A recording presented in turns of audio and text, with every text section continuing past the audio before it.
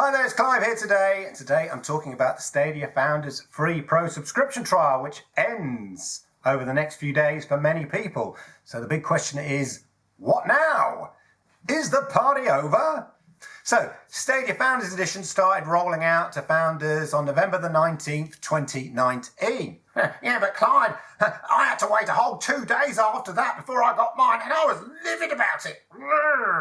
And with it came 3 months trial to Stadia Pro. So for those initial founders, that 3 months free trial period is ending, as I said, over the next few weeks. And now we'll start being charged monthly for our pro subscription. So the question is, has it been worth it? Do we feel let down? Will we continue? Is the party over? Quick answer, no. Thanks for watching. Please like, subscribe, share and all that. No. But for a longer answer, of course, which is what you're here for, there's been a lot of press and YouTube videos, and we sort of seem to be caught in some kind of negative feedback loop where people are reporting on bad stories of people reporting on bad stories of people reporting on bad stories. You get the picture. Yeah, Clive, but what about that bloke from Washington Post? Apparently, he tried it in his office and it didn't work. Then there are those people that actually have Stadia, enjoy Stadia, play Stadia every day, and they enjoy it. Because why? It actually works. Yeah, no latency, great picture, super convenience. If you have a reasonable broadband, a decent network, and I suggest not trying it out in your busy office where everyone's using the office network at the same time. Thought that would have been obvious to a tech journalist, but there you go. I'll admit, what we have with Stadia when it launched, was the basic bare bones of what Google stated they'd planned for Stadia back in March 2019. Understandably, that disappointed some people. I get that. Expectation was super high at the launch, so there was bound to be an element of disappointment here and there when some of those planned features were not present at launch. I get that. But that's not to say that those features won't be coming very soon. We know we have the 4K in the Chrome browser imminent, and there are reports that Google are testing it in the real world now with a soft rollout. And we know they're going to be rolling out many of these other features over the next 12 months. But the level of vitriol against Stadia over the last few months suggests that there's something else at play here. There are clearly those people who have real concrete views on Google. They just hate Google. And it doesn't matter what Stadia is, or that Stadia actually works really well, or what Stadia does. They're just going to hate it. Haters gotta hate, and hey, who cares? Look at the YouTube views you can get with such clickbaity and anti-Google Stadia thumbnails and negative opinions. Thanks, Stadia. As my Founders Edition free trial period ends, the question is, do I have buyer's regret? Do I feel I have had value from buying the Founders Edition, or do I feel so violently let down by Google I want to rage about it on online forums? Ugh! What enjoyment and value have I had from Stadia over the last 3 months? How can we measure whether, what the true worth is? How can we cut through the misinformation, the haters and all that, and judge whether it's been a success? So let's look at my personal reasons for buying the Founders Edition and my expectations from the get-go. I bought the Stadia Founders Edition as I love the concept of cloud gaming. I tried cloud gaming with Project X Cloud, Shadow PC, and whilst I could see it could work, there was some issues with lag and occasional network issues, and it didn't seem quite there. But when Google announced Stadia, I thought, if anyone can pull this latency issue off, Google can. And on that front, they have. End of. For me and my modest 50 to 60 megabits per second broadband, it works. Buttery smooth 4K on my TV. Yes, I said 4K. I'm not looking for a virtual PC in the sky.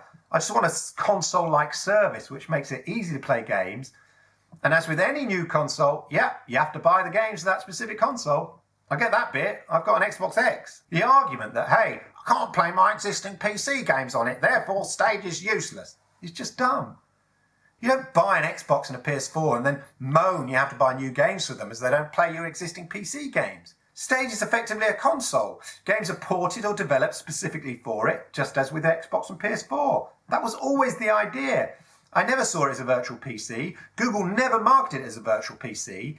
So if your expectation was that it would be a virtual PC and you still bought the Stadia's Founders Edition and then was disappointed, that's on you.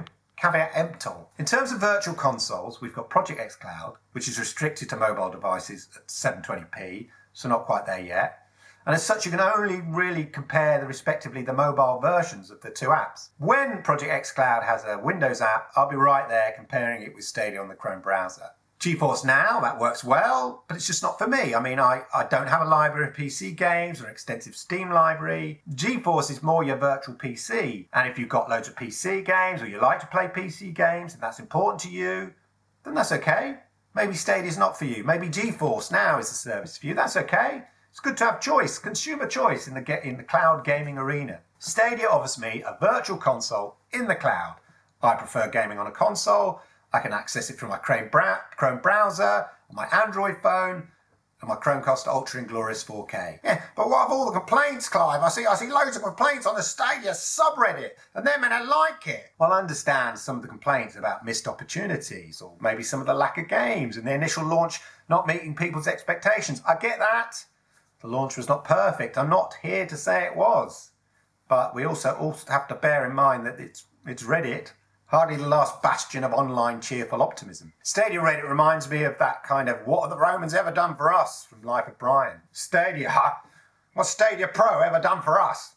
Apart from the 6 free games to date, including complete Destiny 2 DLC, ease of access for cloud gaming, free buddy pass, other free buddy pass, 4K gaming, massive discounts on key games, promise of 120 games being tracked for delivery in the next 12 months, including Doom Eternal on March the 20th, 10 timed exclusives in the next few months, free Stadia base to be launched soon, available for Samsung phones as well. Yeah, apart from that, what has Stadia Pro ever done for us? Nothing. So let's cut through all the noise. When we take a step back and we look at the basics of what we received and what we've received over the last 3 months and ask ourselves, and ask myself personally, for $10 or £8.99 in the UK a month, is what we have and what we're about to get from Stadia worth it? So first of all, is it a good gaming experience? Yeah. Playing Stadia is like playing on a console. That's what it feels like, end of. There's no latency, runs smooth, and you know the game's going to work. Has it provided me with hours and hours of entertainment? Yeah. Completed 2 Tomb Raider games, Guilt completed, Metro Exodus completed, hours and hours and hours on Destiny 2, Thumper, Trials, Final Fantasy 15. I could go on. Does it fit in with my lifestyle? Yep. My son hogs the Xbox X, so no problem. I grab the Stadia controller, boom, playing Metro Exodus in 4K on the big TV. New game, well that looks nice, boom. No download times, instant play. Is it good value? Well, I got a Chromecast Ultra for my troubles, which is kind of cool. 6 free games to date with more to come. Some great deals in the sales. When we forget about the hype or the misplaced expectation, we ignore the clickbaity Stadia headlines, and we look at the Stadia experience on a personal level, it works for me. My experience in no way correlates with all these ill-informed, lazy journalism and YouTube videos I see all the time. Am I unique in this? No, not at all. I come across loads of people who think the same and don't understand this apparent hate for Stadia, mostly from people who haven't properly experienced it. It's not perfect, it's not for everybody, but then what is? I personally have had nothing but a positive experience and loads of fun, with the prospect of more fun and games to come, especially Doom Eternal, and I can't wait. So, here's the crux. Will I be continuing my subscription to be a Pro member? Yeah. This party ain't ending. This party's just getting started, baby. That's just my opinion. I hope you enjoyed it. If you like this content, then please comment down below. Let me know what you think. Please like, subscribe, all of that. And remember, stick around soon. I will have more content very, very soon. Goodbye.